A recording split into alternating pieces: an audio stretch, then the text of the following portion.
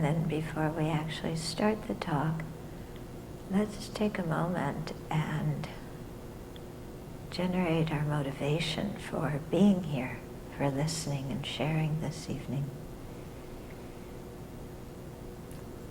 And so seeing ourselves as one part of the whole of humanity, and recognizing how dependent we are on others just to stay alive. Then let's have an attitude of kindness and appreciation for other living beings, and a wish to be of benefit and service to them. And so let's listen and share together this evening so that we can learn how to do that. So we place what we're about to do very firmly in the context of having compassion for self and others and wanting to make a positive contribution to humanity. So take a moment and make that your motivation for being here this evening.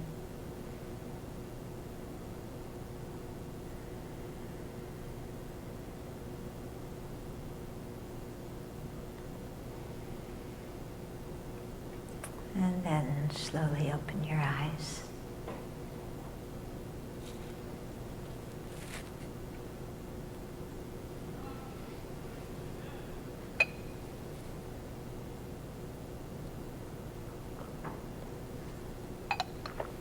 Okay, so our title tonight is Loneliness in the Age of Connectivity.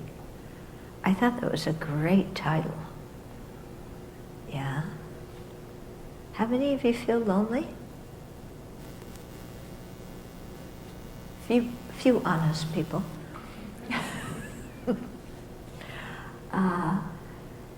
Yeah, it's quite interesting how we're always tuned in, plugged in, wired, and yet we often feel very disconnected despite our connections, at least the technological connections.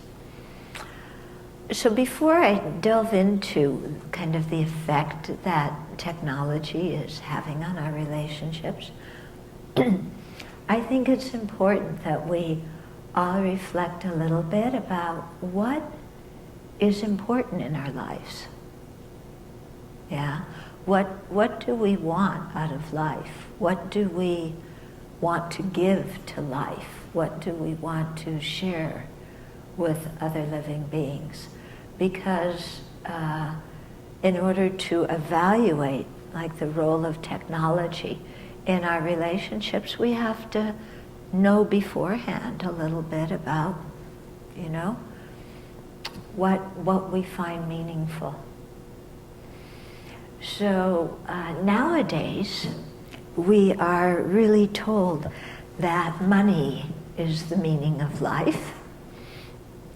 And along with money, maybe reputation, power, the ability to make a splash somewhere and get some attention. And so, from the time we're very young, we're taught we're ranked in school, who does the best finger painting, and, who is the best with the crayons, and then all this thing on Facebook where you like people and dislike people. And, in the olden days when I was in school, we had to actually write out lists every week of who we liked and who we didn't like. Technology is so easy. You just click, like, dislike, Yeah, it changes the whole dynamic of being a 6th grade girl. So,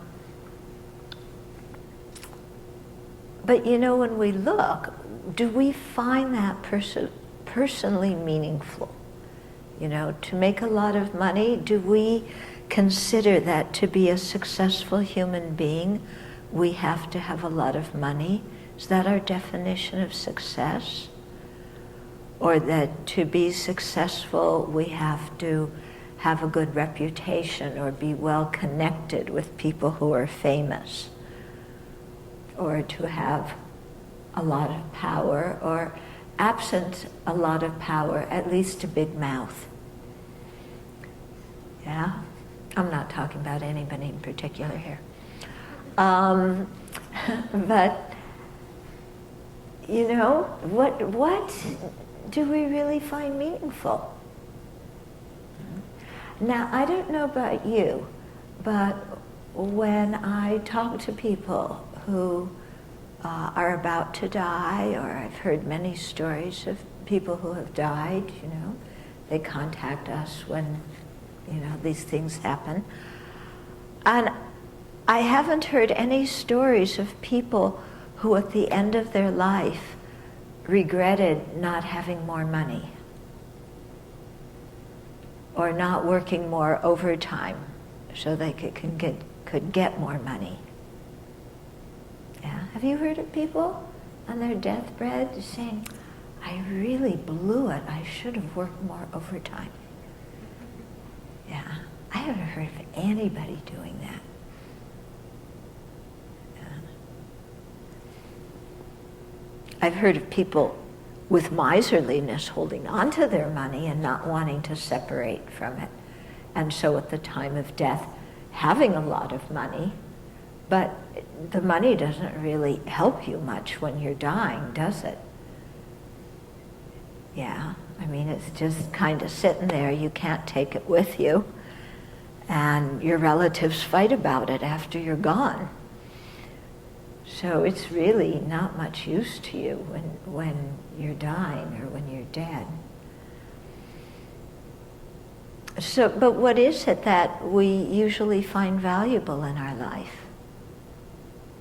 Yeah, what is it that gives meaning and purpose to our life, that makes us feel good about ourselves?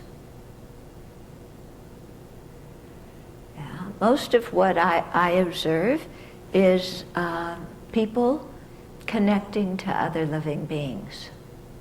Yeah, feeling that connection.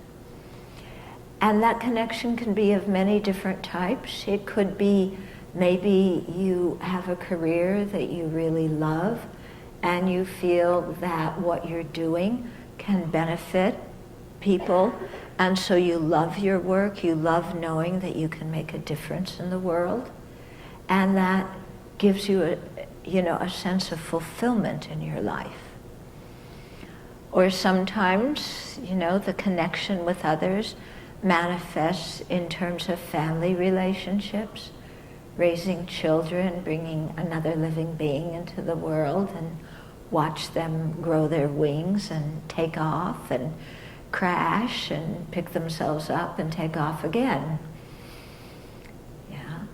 But it seems to me that what most people find really inspiring in their life has to do with connection to other living beings, and also, in a spiritual way, connection with ourselves, to become our own friend so that we don't feel estranged or separate from ourselves, so that we don't suffer from low self-esteem or horrible remorse or guilt. Okay? So this is what I've observed. How about you? Is that what you've observed? Kind of gives people's lives meaning? It's not that we're independent agents and we want to stick out. We want to feel connected, and to feel connected in a meaningful way. In a heart-to-heart way, we want to connect. So there's many different types of heart-to-heart relationships. Yeah, They can exist within a family. They can exist from within people who have the same talent or the same interest in something, within people who have the same hobbies. You know, whenever you're with people who you share something with, then there's this feeling of connection. And I think that really gives a lot of meaning to our lives. Mm-hmm. And then, of course, like I said, connection with ourselves. So, in olden days, whenever that was, you know, people had more time and they spent more time alone. Yeah. And even from the time you were little, I mean, I remember when I was little, I had lots of time alone. I wasn't programmed all the time. I mean, I did music lessons and dance and all these kinds of things, but there was lots of other time where I could just be alone and engage in my own projects, or when I would go out in the street and just play with all the other kids there, whoever happened to be there, and we would make up our own games. Yeah, can you imagine that? Yeah. Some of you are old like me and can imagine making up your own games. But I look at kids now and they are plugged into something all the time. Yeah, very little time to really be creative from within themselves. Yeah, but rushing from one lesson to another lesson, where they're always being compared to others, where they're trying to, you know, feel like to make mom and dad happy, they have to score, they have to achieve something. And so from the time kids are little, they don't really learn to enjoy doing things, because it seems to them that the meaning is being somebody and being successful in however, you know, you are successful in kindergarten or preschool. Yeah. And so something gets distorted along the way. Yeah, where the kids can't learn just to be alone, to be content, to know how to amuse themselves. Yeah, because now having a little bit of spare time, even for mom and dad and for the adults, spare time is like something's wrong with you. Yeah? If you aren't book solid and you can't say to everybody you know, oh, I'm so busy, then you don't have a life. Yeah? You've got to be crazy running around doing this, running around doing that. Yeah? And so popular, so connected with so many people that you cannot bear to be separated from your precious phone. Yeah? So I wonder who's secretly texting during this talk, you know? So, you know, we always feel like there's, when you have a phone, you know, when you're connected that way with a phone and texting and so on, you never learn to be with the people you're with, because there's always the possibility of being somewhere else with someone else, which the mind thinks is going to be better than being who I'm with right now. Yeah? So you make plans to meet your friends. You all go out to have tea or coffee or ice cream or whatever you have with your friends. You sit down around the table. Everybody puts their phone out. Yeah? And it's a message when everybody puts their phone out and, of course, has to check their phone or, text or start a conversation or something. It's a message that says to the people you're with, you are not important to me. The people I can connect with on my phone are more important than you. Because I can't separate from my phone. So we make plans to meet with people, and then when we're with them, we spend most of the time texting or talking to people who aren't there, thinking that somehow that is going to be more interesting, bring us more excitement than these dull, drab people that we're with, who last week were the ones that we were texting and making arrangements to meet while we were with some other people who were dull and drab. But these people were more exciting when they were on the other side of the phone. Are you getting what I'm saying? It's like, wait a minute, something's wrong here.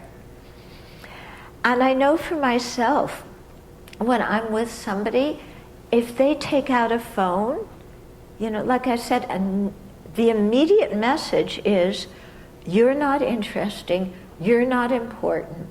Somehow, on this phone, I can connect with someone or something that is more amusing than you. Thanks. Yeah? And it's so strange, I heard that students kind of have a rule that, if you're in a group of people, that at least 3 people have to have their eyes up off their phone before you can give yourself permission to text. Yeah? But I don't know if everybody keeps that rule. Maybe they're all texting at one time and just kind of surface to look up at everybody, once in a while and then go down like this. I don't know. And then the quality of communication. And I have to tell you this, I don't own a smartphone. Can you imagine that? I know. You all want to get me one because they're the best thing in the universe to have. Yeah. No, I don't own a smartphone and I don't want one. And I don't have a cell phone and I don't want one of those either.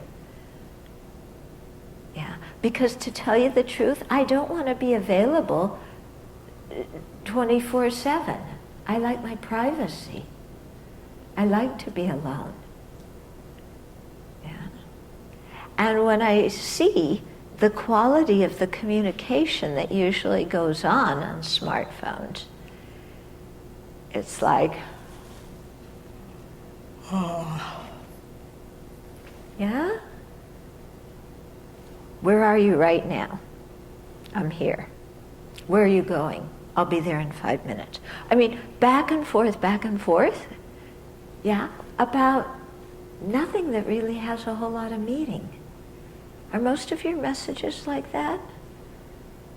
Small little tidbits of things that spend a lot of time going back and forth, but there's not really very much content, much worth, much real communication. Yeah. And so it affects us in a very strange way because we don't learn how to be open with other living beings. Yeah, we learn how to write short, cute messages with lots of, am I saying it right, emojis? Is that how you say it? Emojis? Yeah. Emojis. Okay. So, you learn to become skilled with that, but are we skilled in expressing what we're thinking to other people? Can we even express what we're thinking to ourselves? Can we express what we're feeling to ourselves? Can we express it to other people?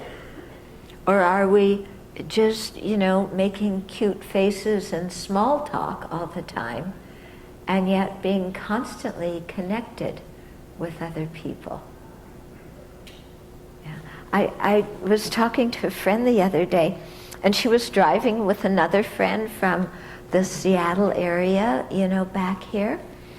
They were on the road 2 hours, and her friend already in the 2 hours received 12 messages from the same person.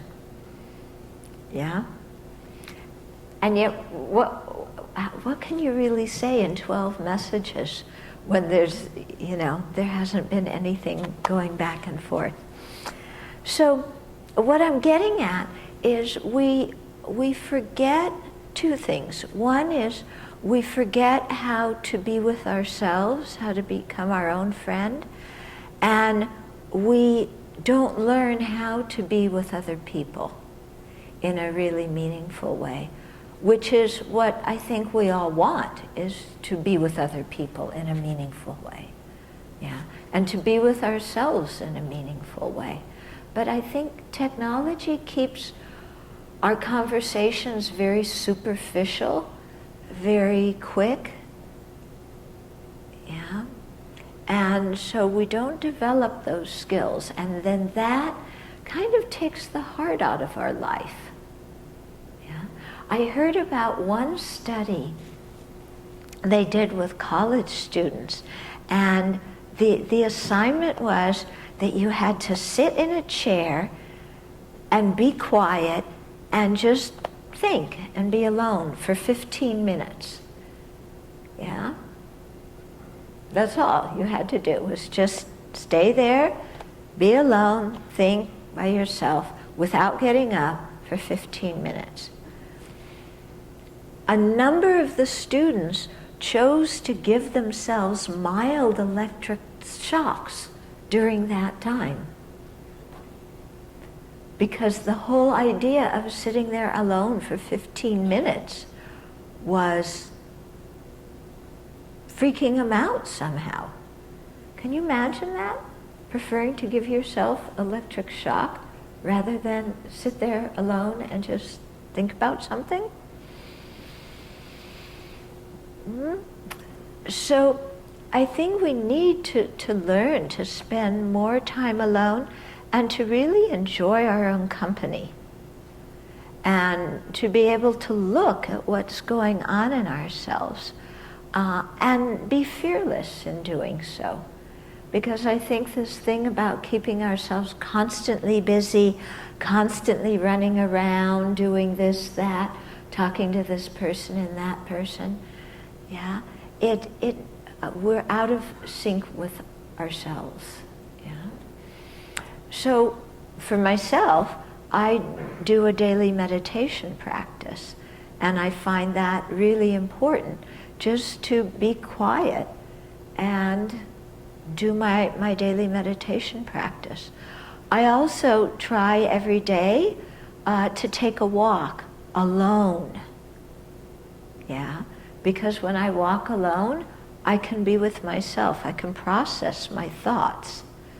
I can get in touch with, well, what am I feeling? What's going on inside of me? Because I know for myself, if I'm not in touch with what I'm feeling, then all sorts of emotions kind of percolate around, and they come out when I'm with other people, but they don't usually come out in good ways because I'm not aware of them before they come out, because I'm too busy doing other stuff. Whereas if I have time just to sit and be quiet, or to take a walk alone, yeah, or just to sit outdoors, especially it's beautiful this season, yeah, just to sit and process our own thoughts and see what's going on inside of us. Are we happy? Are we unhappy? Yeah, do we like what we're doing? Do we feel, fulfilled in our work? Yeah. How can we be kinder? I feel agitated. How can I free myself from this agitation? How can I cultivate a kind heart? Yeah. So learning about how to do those things and then practice doing them when we're alone. And it's really very, very valuable if we can do that. Yeah. Because I know for myself, you know, if something happens with somebody else and I get angry or irritated or annoyed or whatever, if I don't take the time just to sit and say to myself, okay, what's going on? And, you know, ask myself, is your assessment of the situation correct? And what are your feelings and needs? What are the other person's feelings and needs? In other words, if I don't process my own emotions, process the exchange with somebody else, and come to some kind of sense of inner peace about it, if I don't do that, then I remain agitated or angry or annoyed, and it's going to come out with whoever I happen to encounter next, yeah, who says good morning in a tone of voice that I don't like. What are you saying good morning to me like that for? You know, and just blowing up about some stupid thing, okay?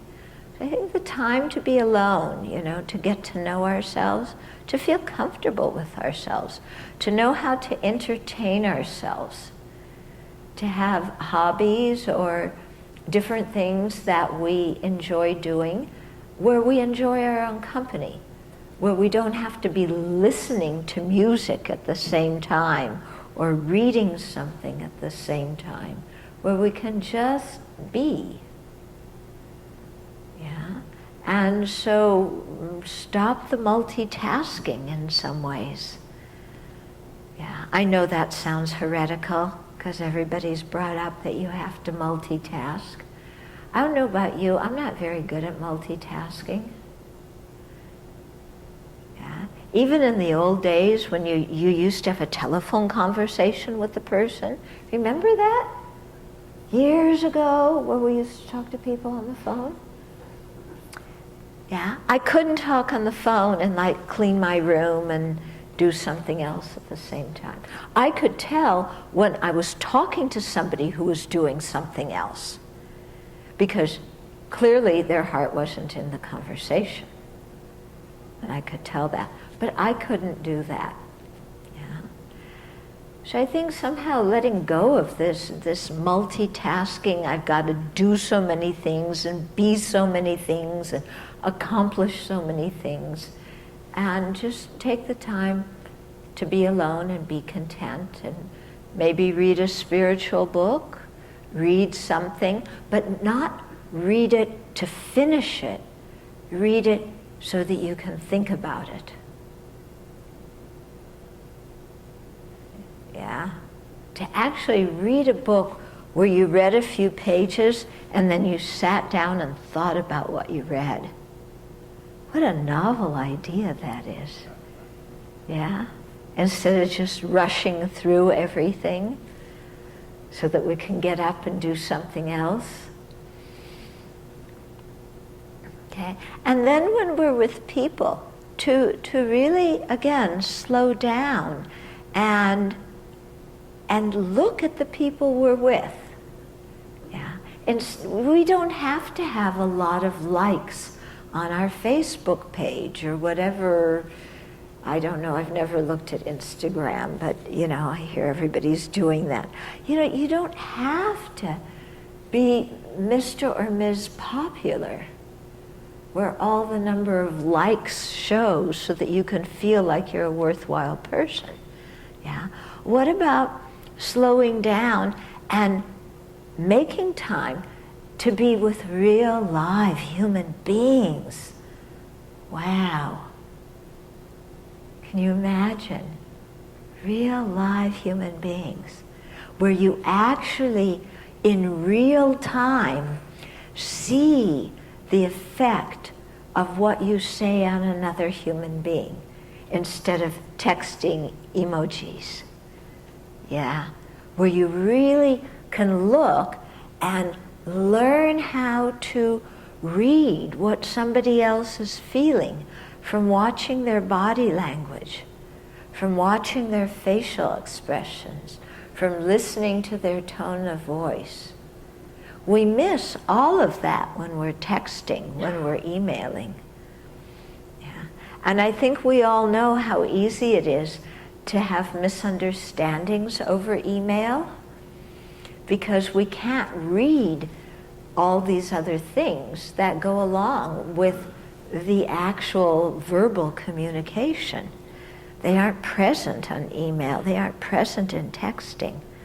And yet so much gets communicated. Yeah. I mean, for example, for me, sometimes I do things where I have to like lead a meditation or give a short talk, and there's just a camera in front of me, and maybe the person who set up the camera, because it's part of some, widespread thing, people want to learn meditation, but I'm only looking at a camera. Yeah. And for me, it's very hard to give a talk when I only see a camera lens, because as I'm talking right now, I'm looking at all of you, and you're telling me, what's going on with you by how you're sitting, by your facial expressions. I can see there's interaction with you, even though I'm the person speaking. You might think you just come here and, lie back, and then I'm the amusement for the evening, or the boredom for the evening, whatever. But actually, when you go to a talk, it's a two-way thing, and how you listen affects what I say. And so for me, looking at the people, giving a talk to a live audience is so different than looking at just a camera lens, where I don't know who's even listening to it, if anybody. Yeah? So just even like this, we are interrelating, there is exchange. And so to make time in our lives, to make that an important thing in our lives, to have that kind of exchange. Yeah. I travel a lot, and so I watch in airports, and I see families together while they're waiting for the plane.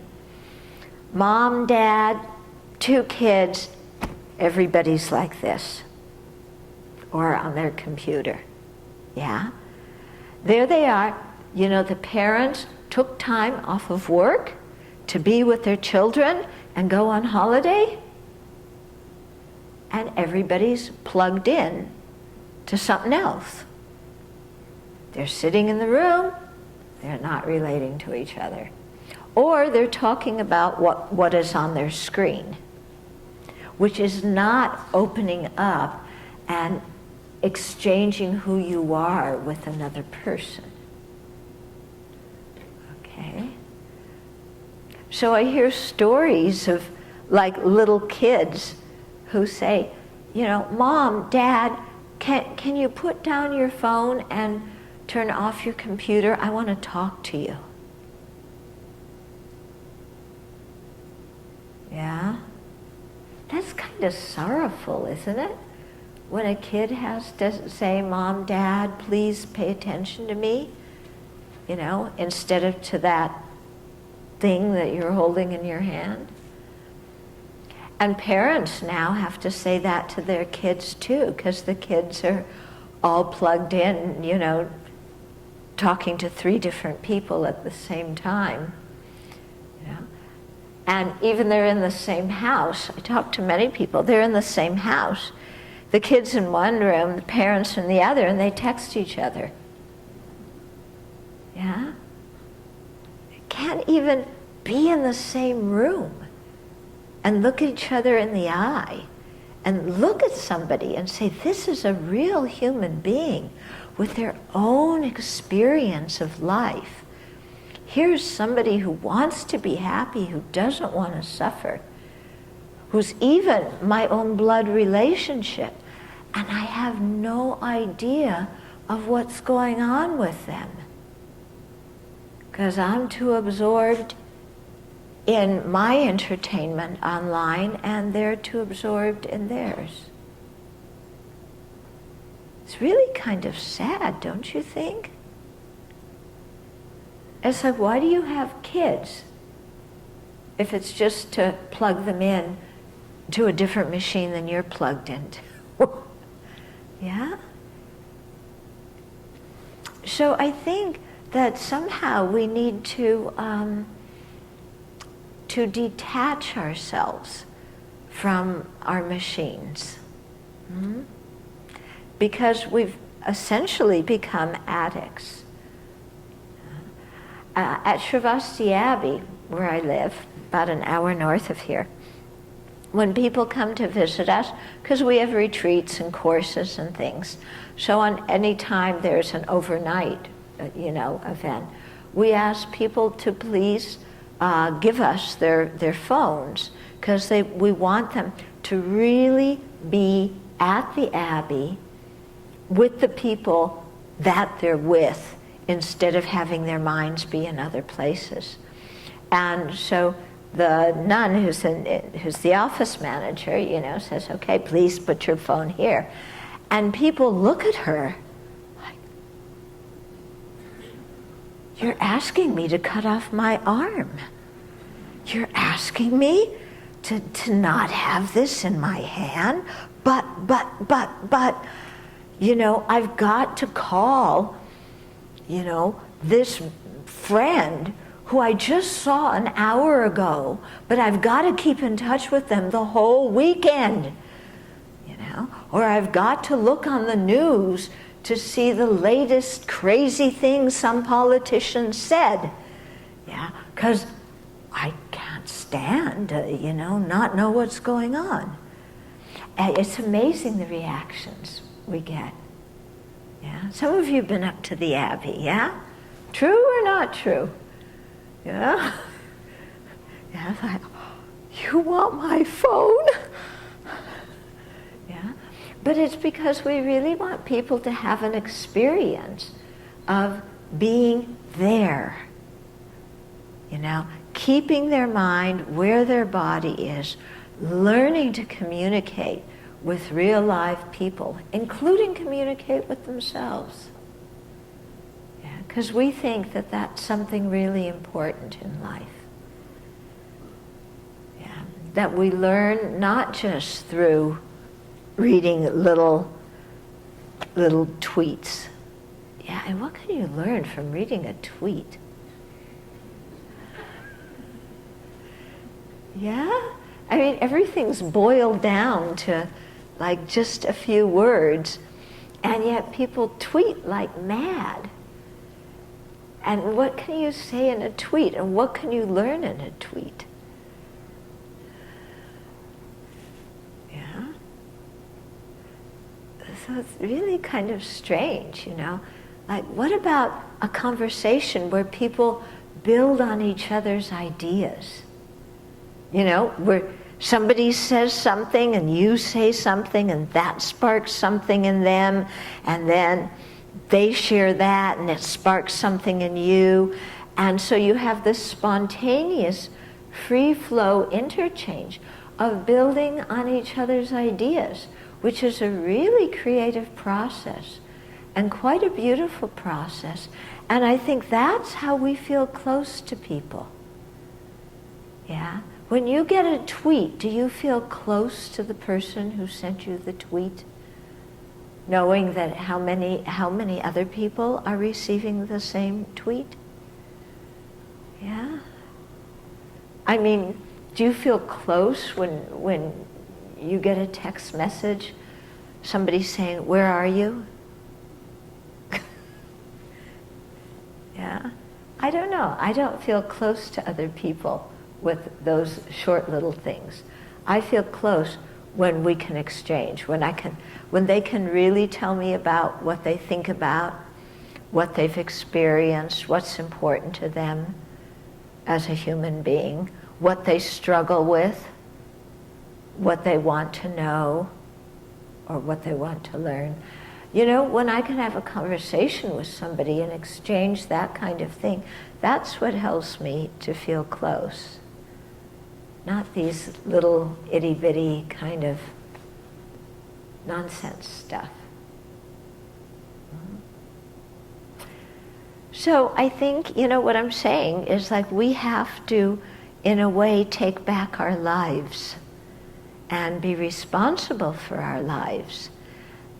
And really, like I said at the beginning of the talk, if communication with other people is something important to us, if really exchange and, close communication with other people is what gives meaning and purpose in our life, then let's put more time and energy into doing that. Yeah? And learn to put our phones down and learn to turn the computers off. Hmm?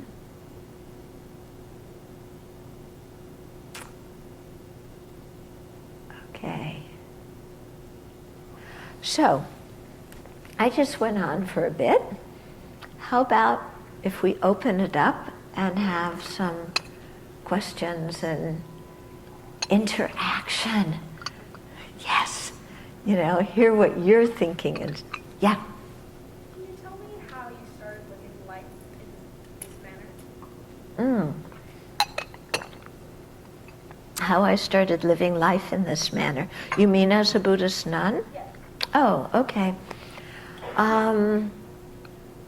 Okay, I grew up, born in Chicago, grew up in Southern California, a very boring middle-class neighborhood. And it was during the Vietnam War. So, and a lot of the racial tumult that was happening in the 60s. And so I was wondering, what's the purpose of my life? What's the meaning of my life? And I couldn't, I looked at the religion I grew up in. I had a boyfriend who had another religion, went to talk to his clergy, explored different religions. But they were all, the Abrahamic religions, and somehow the idea of God just didn't resonate with me. Yeah, I know it's very meaningful for other people, but somehow for me it didn't work. And so I also studied history at university. I graduated from UCLA. And if you study history, you see that every generation in Europe, people were killing each other in the name of God. So I kind of became a bit cynical about religion and just threw it out in my mind. Like, if religion just makes people fight and kill each other, I don't really want a part of it. So it's not a particularly good mental state, but that's where I was at that time. Yeah. And then I traveled. After I finished school, I worked a little bit, and then I traveled and came back.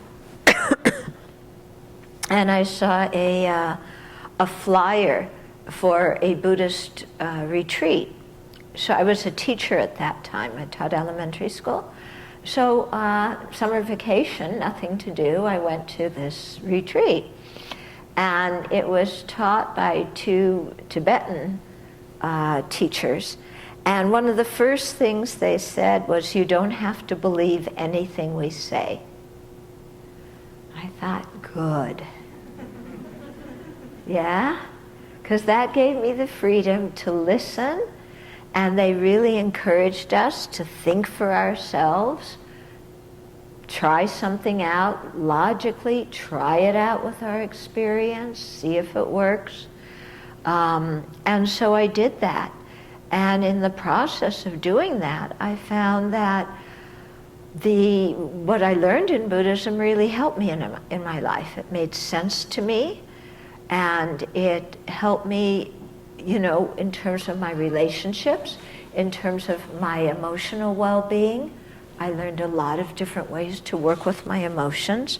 That was very, very helpful. And so at that time, this was 1975, there weren't very many Buddhist centers in the US at that time, or the ones that there were, they were immigrant, from Vietnam or Taiwan or whatever, and I didn't speak their language, I just spoke English. So the two teachers that had taught this course. They had a monastery in Nepal, so I quit my job and I went to their monastery in Nepal because I had some feeling that what they were teaching was very important, and if I didn't learn it, I was going to regret it when I died. And I've always had this feeling like when I die, I don't want to have any regrets. Yeah? And if I make mistakes, I want to clean them up, and I want to make good decisions as much as I can to start with, because I don't want to go through my life with a lot of regrets. So I quit my job, went to Nepal, and continued studying Buddhism there and doing meditation practice. And then in the process of being there, I decided I wanted to become a monastic. I went and asked my teacher, and he said yes, but wait a while, because he wanted me to clear up. I had all sorts of other things going on in my life that I needed to clear up.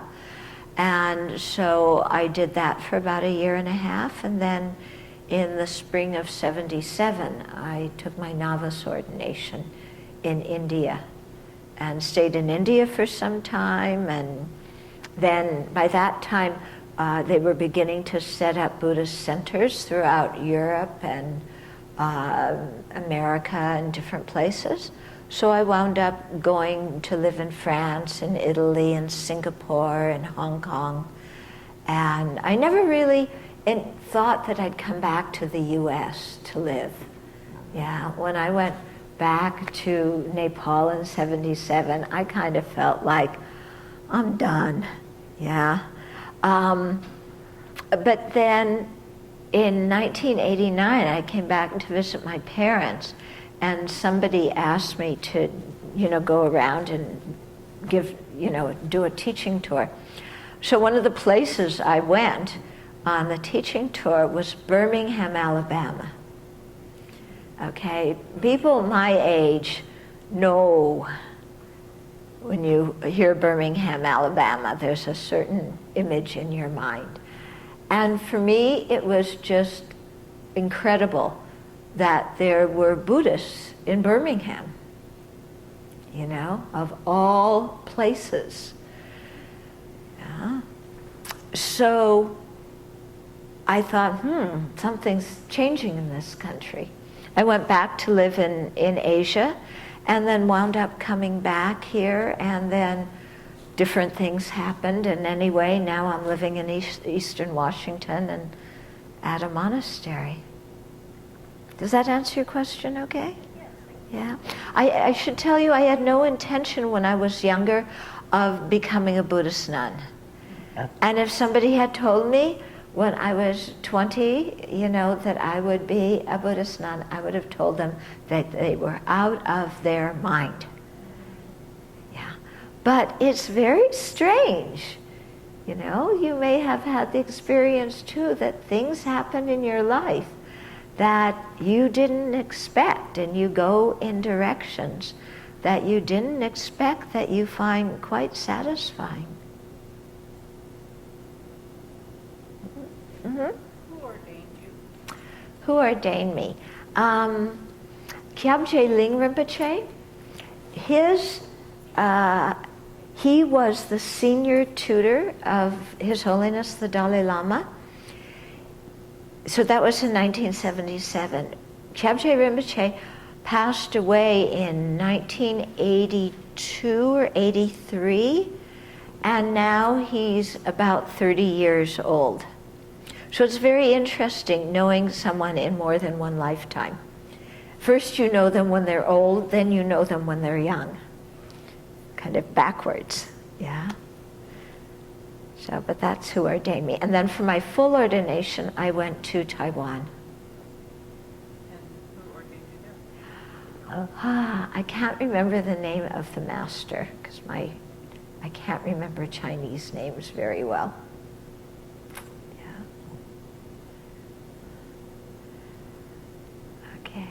Other questions, comments? Anything? Yeah? When you first opened your monastery, did you face a lot of criticism in the community? What? Can you speak a little louder? Sorry. When you first opened your monastery in Eastern Washington, Yeah. did people take it with a positive note, or did some people kind of shy away from the idea of bringing that into their community? Oh, okay, yeah. So how did people in the Newport area react to our being there? It's been fine. You know, we decided that we were just going to go in to the community low key and be good neighbors and pay our bills on time. You know, and be friendly people. And that's worked very, very well. So I think we have a pretty good relationship with the community. Now, there's in Newport, there's a group called Youth Emergency Services for Pend Oreille County. And so we're on the board there. So we're trying to repay the local community by doing that. But so far, it's been okay, yeah. We don't go around trying to convert people. We don't go around, you know, advertising ourselves. A few years ago, do you remember when the Christmas tree for the White House was cut down, you know, in Washington State, and they brought it through Newport? So all of us went. Yeah, I think we were maybe 9, 10 monastics at that time. And so everybody in Newport is there, you know, and they had the Christmas tree on the truck.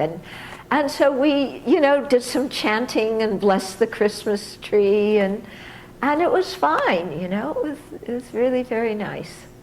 Yeah, and I've spoken at some of the Rotary clubs in Coeur d'Alene and in Spokane, so yeah.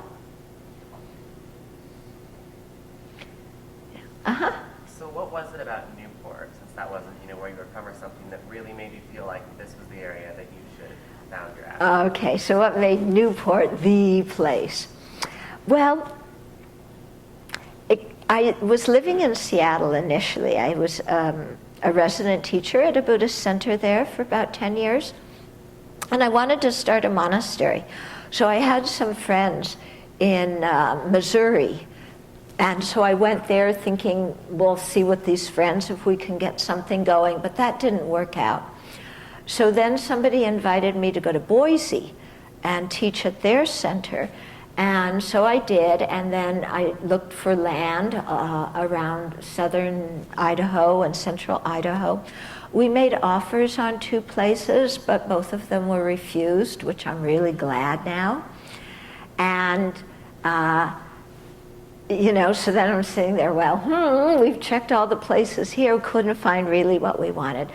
So Susan here was living in Cataldo, and she said, well, let me look around here. So she contacted a realtor. She went out looking for places. You found one house where the beam went like this. Lots of interesting places. Anyway, the realtor was from Idaho, and I was looking on their site. They had one place in Washington, and it had lots of windows. And I'm somebody who likes lots of daylight. So I said, oh, this is beautiful. But it was more than we had, you know. But we went to look anyway. And then the owner very kindly offered to carry the mortgage. And so we wound up being able to get that property. And it's really beautiful. We're on 240 acres, mostly forest, some meadow. And so we find that, you know, people come up from the city and just being in nature, it's like, you know, they automatically relax. And then we have our courses and things like that help as well. Yeah, so it just kind of wound up being Newport, you know. Yeah, it was interesting, yeah. I'm interested to learn how you process. For example, something has upset you, or in a degree, and then you say, I sit by myself, and I process this to the point where there's a resolve, that you potentially figure something out.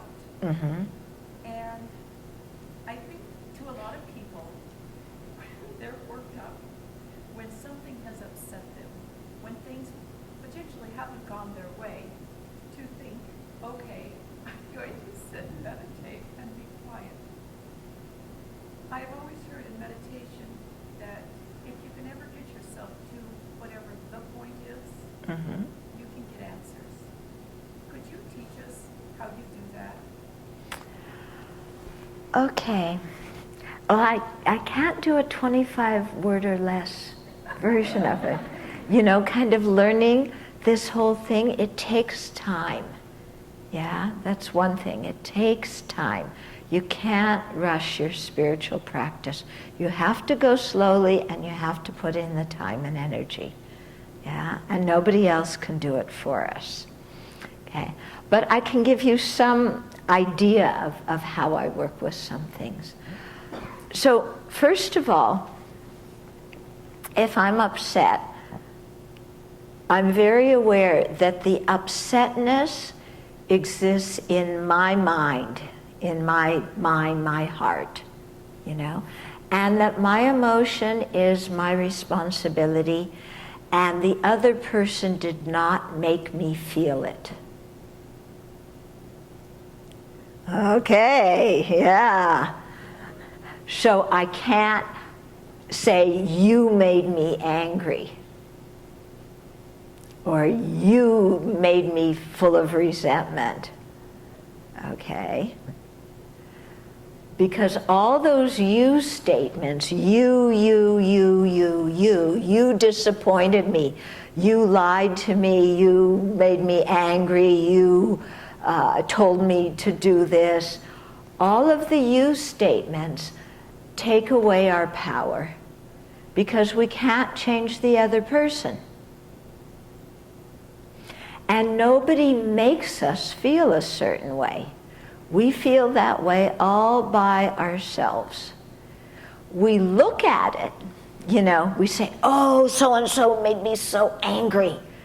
Yeah, as if there's the other person. The words came out of his mouth with anger, the virus of anger in them. And those words came, the sound waves came, and they hit my ear, and whammo! I'm angry, and anger is the only possible thing I can feel when I hear those words. That perspective is totally incorrect. The other person didn't make me feel anything. They just said whatever they said, and it was only sound waves that hit my ear. It's my mind that hears those sound waves and gives them meaning and starts imputing motivations. Oh, they said that because they want to insult me. They said that because they want to embarrass me. They know that this makes me mad. They did it deliberately. All of that is my imputation. I can't read somebody else's mind. I have no idea why they said what they said or did what they did. I can make some guesses, but often my guesses are wrong. They're not very reliable. And I have a choice about how to feel. Because if I tell myself every time somebody insults me, I have no choice of emotion except to be angry, then who's limiting me? Yeah. Every time somebody insults me, I have to get angry. Every time somebody disagrees with my idea, I have to take it personally and feel like they put me down. If I think like that, who's putting me in a box? Who's restricting my freedom? Not the other person. My own way of thinking is restricting me. Yeah? Just because somebody insults me doesn't mean I have to get angry. I have choice in the matter. Yeah? I don't have to get angry. Okay? So I look at these kinds of things, and if I find myself getting angry, then I ask myself, okay, let's say somebody insulted me or whatever, and I get angry. And then I ask myself, why are you angry? And it usually starts out, well, they did blah, blah, blah, blah, blah, blah, blah, and they said blah, blah, blah. Yeah, so okay, they said that. Why are you angry? Well, they did blah, blah, blah, blah, blah, blah. Yeah, okay, they did that. Why are you angry? Well, okay, but why are you angry? And it usually boils down to, I'm angry because I didn't get what I wanted. Yeah? And not only did I not get what I wanted, but underlying that, my not getting what I wanted is the assumption that I should get everything I want. That the universe owes it to me. Why? Because I'm me, the most important one in the universe. So everything should always go my way. People should always do what I want them to do. Nobody should ever dislike me. Nobody should ever criticize me. They shouldn't notice my faults because I don't have any. But if they do notice it, because once in a while I do have them, then they shouldn't talk about them. Yeah. I have a list of shoulds and rules of the universe, 20 pages long, that I expect the rest of the world to live by. Did I ask the rest of the world if they were going to live by my rules? No. If I asked them, would they agree? No. So what's the problem? People are just being who they are. They're just being themselves. The problem is all these expectations in my own mind, all these shoulds and rules in my own mind. And the moment I can start looking at these things and releasing them and coming to the astounding realization that my happiness is not the most important thing to this planet. Yeah. Then the happier I can be. Yeah. Because when I'm looking and counting on everybody else to make me happy, when's that going to happen? Where everybody's going to do everything I want them to do, when I want them to do it? Tell me, when's that going to happen? Especially when I change my mind what I want them to do from moment to moment. Yeah. And it's like, come on. The cause of my happiness is not outside. The cause of my happiness is in here. So I'm responsible for what I think and how I think. I'm responsible for my emotions. I cannot go through life saying, they, you. Because when I do that, I have no power. Because I can't control anybody else. The only one I can change in this whole thing is here. So I've got to change myself and learn to identify my unrealistic and unbeneficial mental states, and then learn to let them go simply because they're like sometimes so off the wall it's hilarious. Okay? Which one of your books helps expand thought like you just shared with us? You might try Working with Anger. Yeah. Or Open Heart, Clear Mind talks a bit about it. Oh, also the book I did with Russell Colts, An Open-Hearted Life. That one talks about it too. Yeah.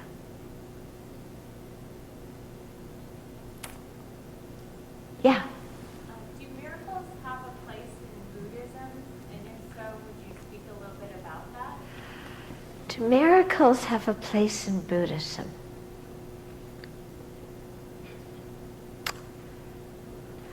What do you mean by a miracle? Actually, my husband wanted me to ask you when I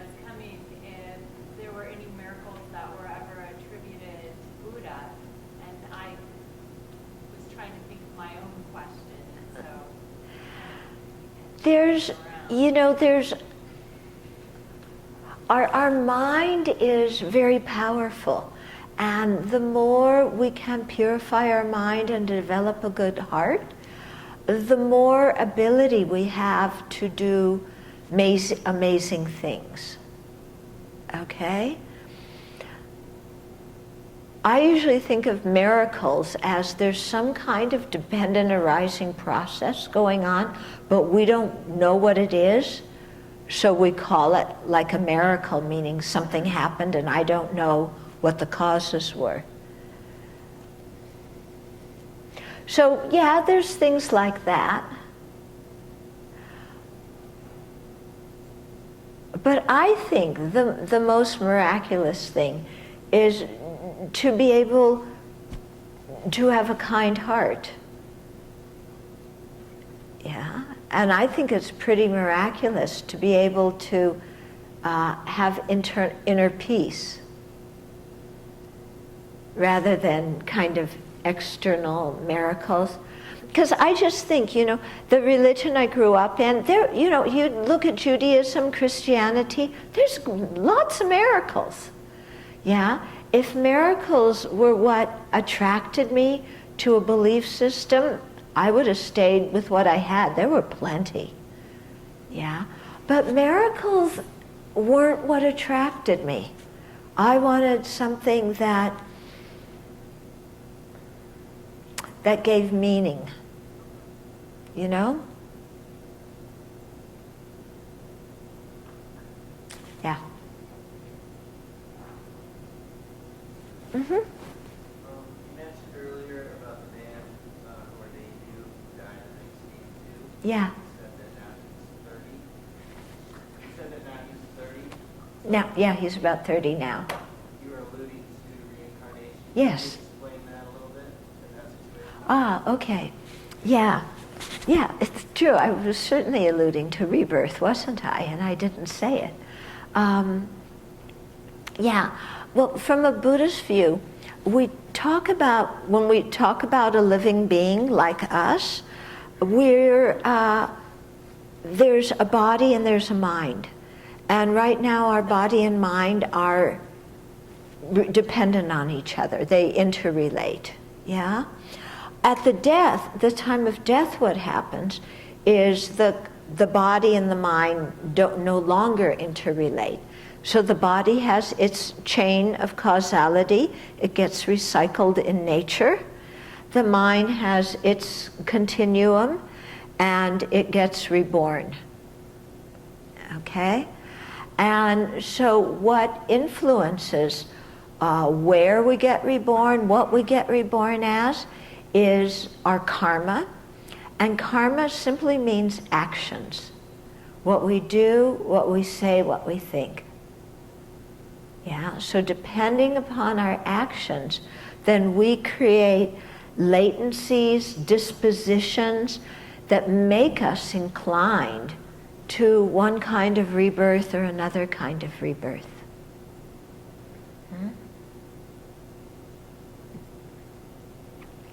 Mm-hmm. Trying to figure out how to ask the question. Thank you for being here, first of all. So I live life based on a program that, God's will and to be God with nature and a bunch of different things. I've gone to temple and church and all kinds of different things. But so to follow a path that my creator or somebody outside of me has for me to do that will and follow that way of service. I'm wondering how you define the line between, like, what is it, that inner power, where that comes from for you, and how you define the line between the alone time and how much service to give. Okay, so there's two questions. Okay, so your first question was, you want to say it again? You're finding inspiration for your life from God and following the path that you feel that God has set out for you.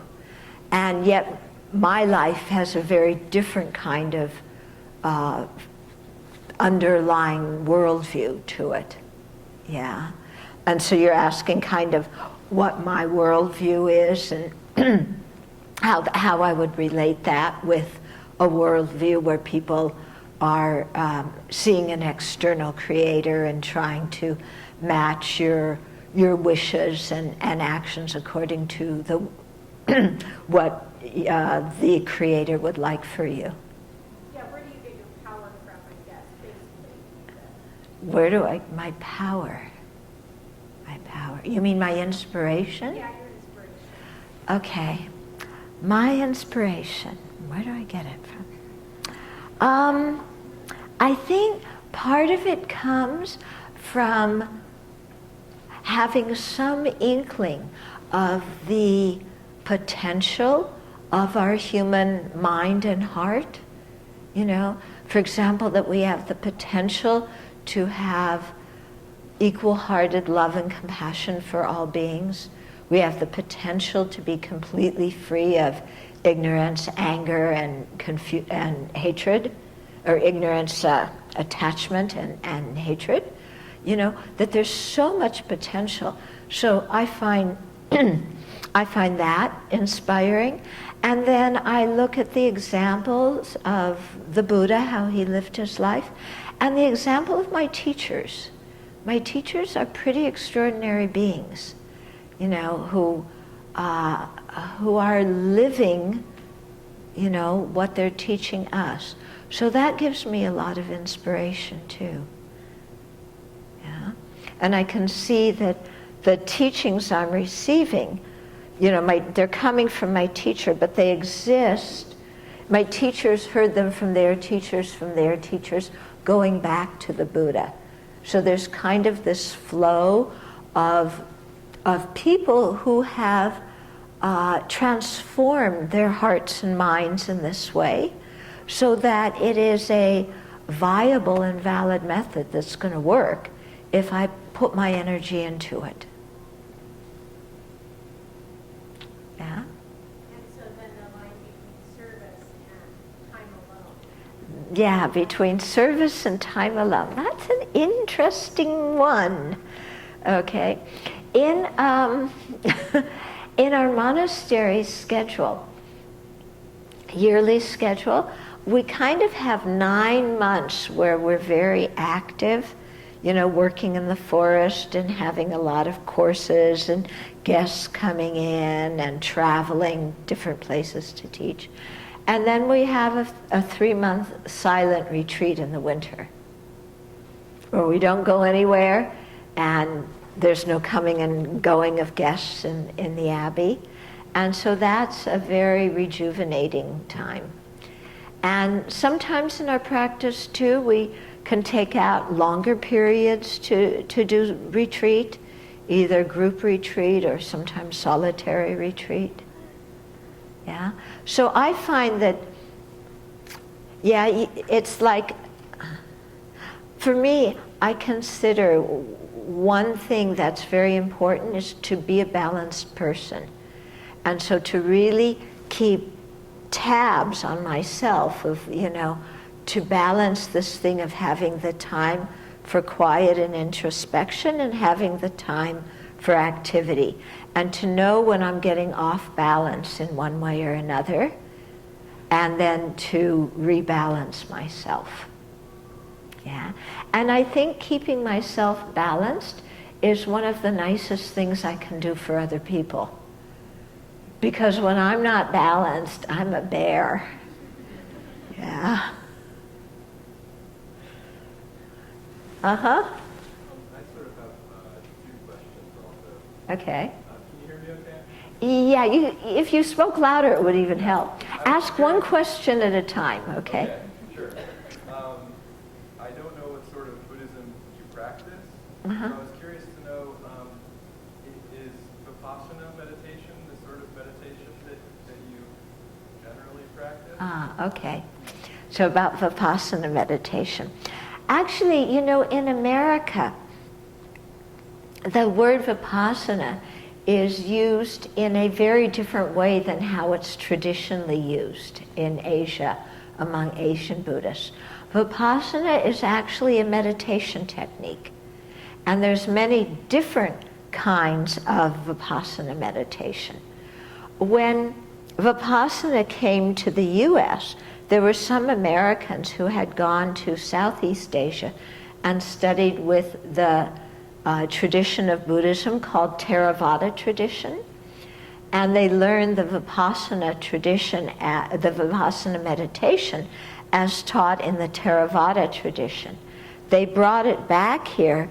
They took away most of the Buddhist philosophy and just taught the meditation technique, and so called it Vipassana. And then Vipassana became like its own Buddhist tradition. When in actual fact, for example, like I follow the Tibetan Buddhist tradition, we practice Vipassana meditation, but it's different than the Vipassana meditation that you think of when you say Vipassana, because there's different kinds of Vipassana as practiced in the different traditions. Thank you. Okay. And my other question was, do you have any favorite Buddhist jokes? Or perhaps something similar to like a Zen koan or something like that? Not that I can think of. I laugh a lot, but it kind of has to be spontaneous. Yeah? I'd like to go back to the this rebirth, reincarnation. Sure. Where you said that the spirit, whatever is it now, 30 years old Mm-hmm. person. How do you know that that's the same energy that died? Oh, okay. So how do you know that this is the rebirth of or the incarnation of the previous master? In Tibetan culture, they devised this way, and they've had it in their culture for many centuries now, of identifying the next rebirth or the next incarnation of certain, spiritual mentors. The idea being that if you could identify a child when they were young, then they could really get a very in-depth education, spiritual education. And then there's other cultural reasons for identifying too. But they have this whole way of finding the incarnations, They work a little bit through divination, but they also do this thing where they save some of the articles that belong to the previous master, and then they take those around and show them to different children, and mix them together with other things that weren't the possessions of the previous master, and the child can pick out things from the past life. Sometimes children can say things or remember people from their previous lives. There's one person I know. He's got to be, I don't know, maybe late 40s or in his 50s now. When he was a child, I knew him as a child from the monastery where I lived in Nepal. And when he was asleep, he would talk in his sleep, and he would recite texts that his previous life had memorized. His present life, because he was only like 9-10 years old, had not yet memorized those texts. But he could recite them in his sleep. Yeah. The present Dalai Lama, they found him, he was from kind of a very poor family, and when the search parties went out to look for the incarnation of the 13th Dalai Lama, they don't say we're going to look out, we're the search party looking for the next Dalai Lama, because everybody and their uncle would say, look, here's my kid, So instead, the search party dresses up like merchants, and the high teachers, who are the ones who are actually looking for the kids, dress up as the ones who take care of the animals. This was in old Tibet, where they didn't have highways and so on. So the present Dalai Lama was born in 1935. So around 1938, 39, the search party went out. They were looking in eastern Tibet because there had been some visions, you know, that indicated a monastery in a certain area and so on. So they went to stop. There were no hotels in Old Tibet. So you used to just stop at a farmhouse and the people usually took you in. Yeah, and so the merchants would usually sleep in the like the living room of the house, and the people who took care of the animals would go in the kitchen, you know, and hang out there. And the kitchen was where the kids always were. So here there were these two or three, you know, kind of teachers dressed up as the animal caretakers, sitting in the kitchen, and this little kid comes up, and one of the teachers was wearing the prayer beads of the previous Dalai Lama, and this little boy comes and sits in his lap and pulls at the beads and says, "These are mine." And then the other teacher said, "Well, we'll give them to you, but tell us who this person is who's wearing them." And he said, "Oh, you're Lama so-and-so." He recognized him. Yeah? So there were these kinds of signals, yeah, that indicated that he was the incarnation of the previous Dalai Lama.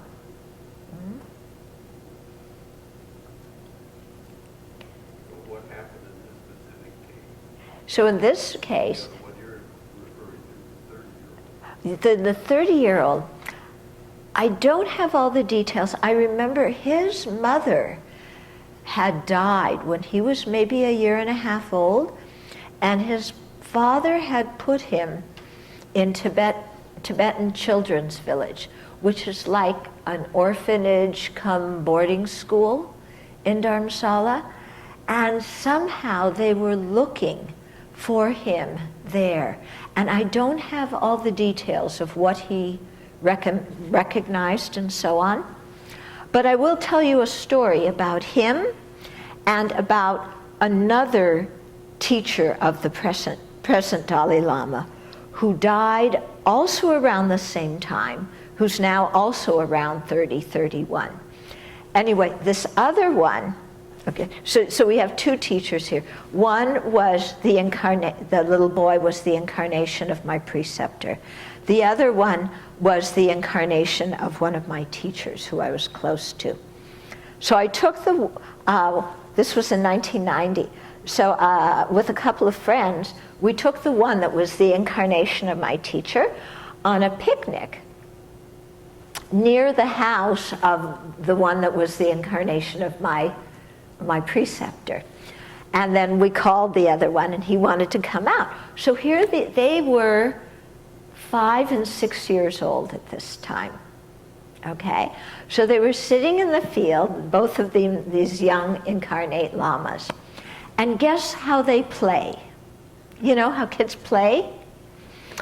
Well, one of them sat on the ground, and one of them sat on the rock, and the one who sat on the big boulder was like playing, giving teachings to the one who was sitting on the ground.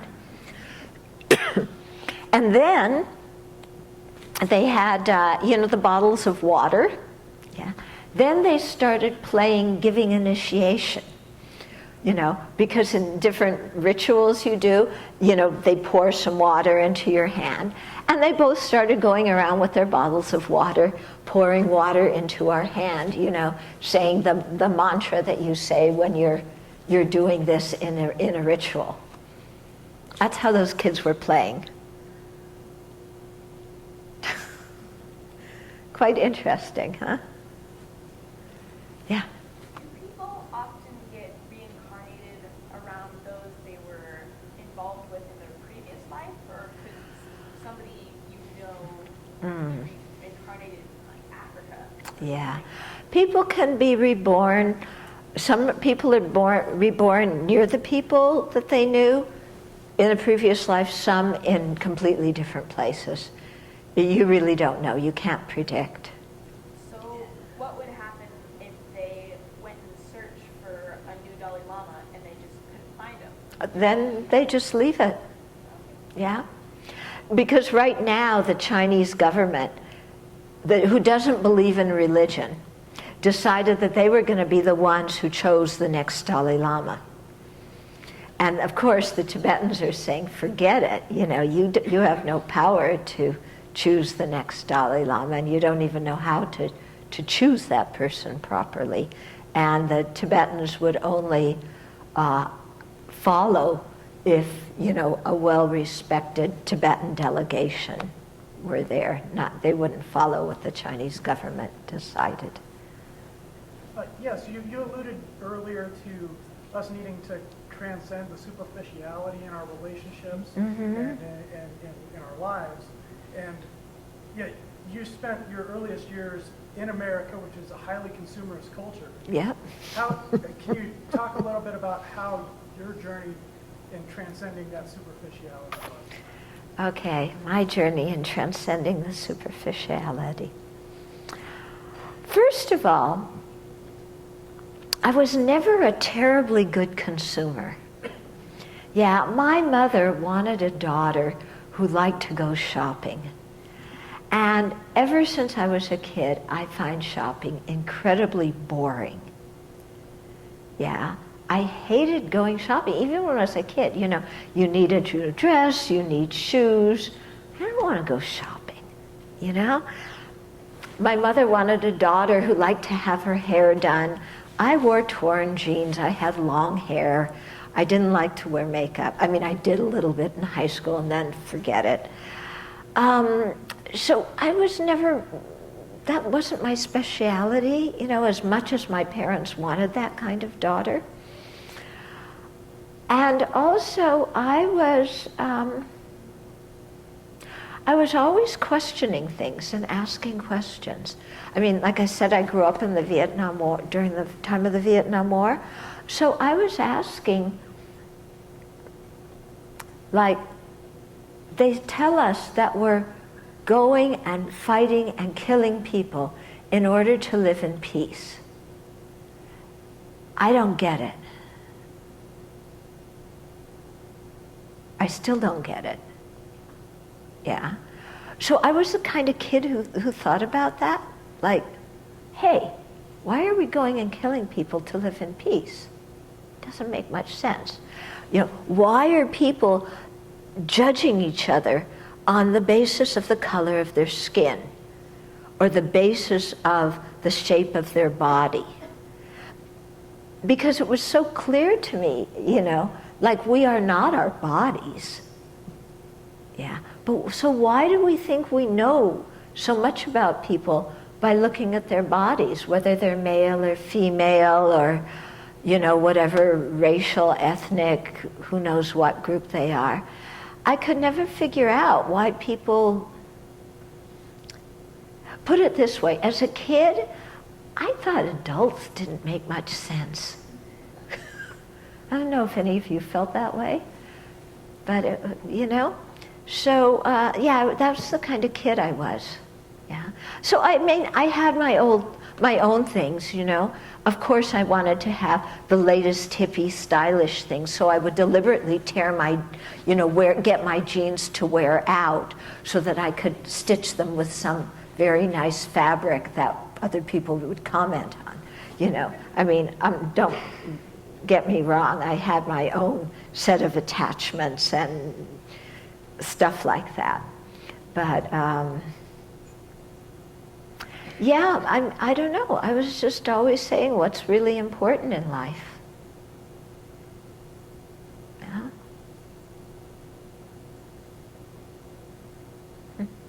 Mm-hmm. Alan Watts, actually no.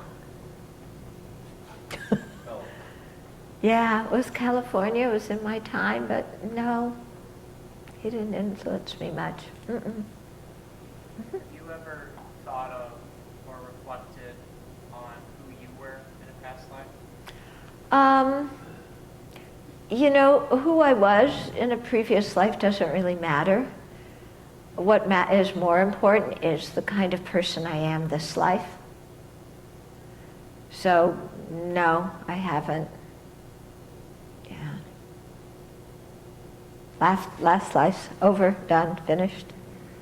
Sorry, this goes back just a bit, but in response to like when the Dalai Lama says, you know, he may be the last incarnation, and that's something Yeah. that is kind of being, you know, talked about. What is your response to that? Do you think the Tibetan Buddhist tradition is in a place where it would be okay and, you know, continue on if that were to happen?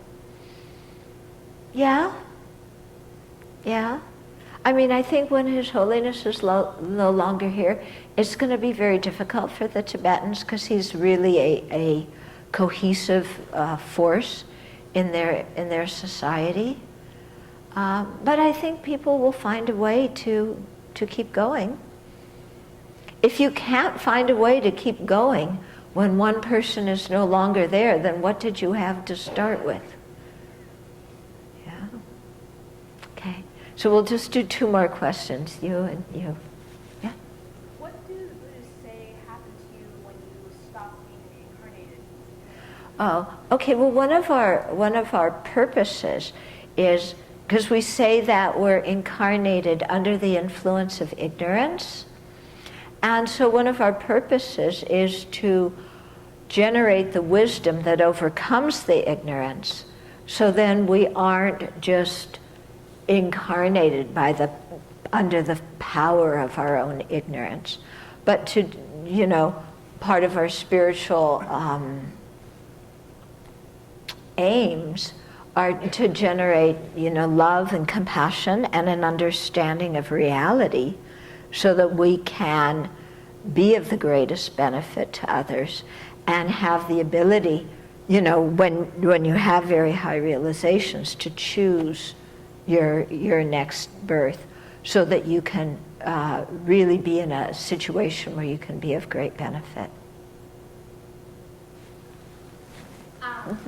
So during your meditation, do you ever experience like dreams and visions? And Like what? so while you're meditating, Uh-huh. do you ever experience dreams or visions?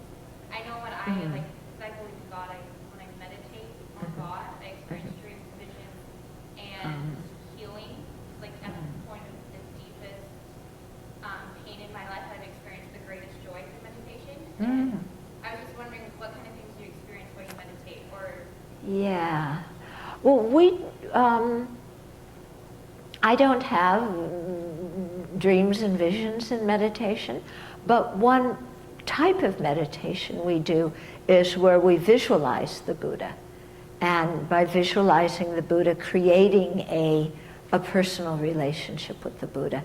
And I find that quite inspiring, you know, and helps a lot when you talked about healing and so on, and gaining clarity. thank you. Sure.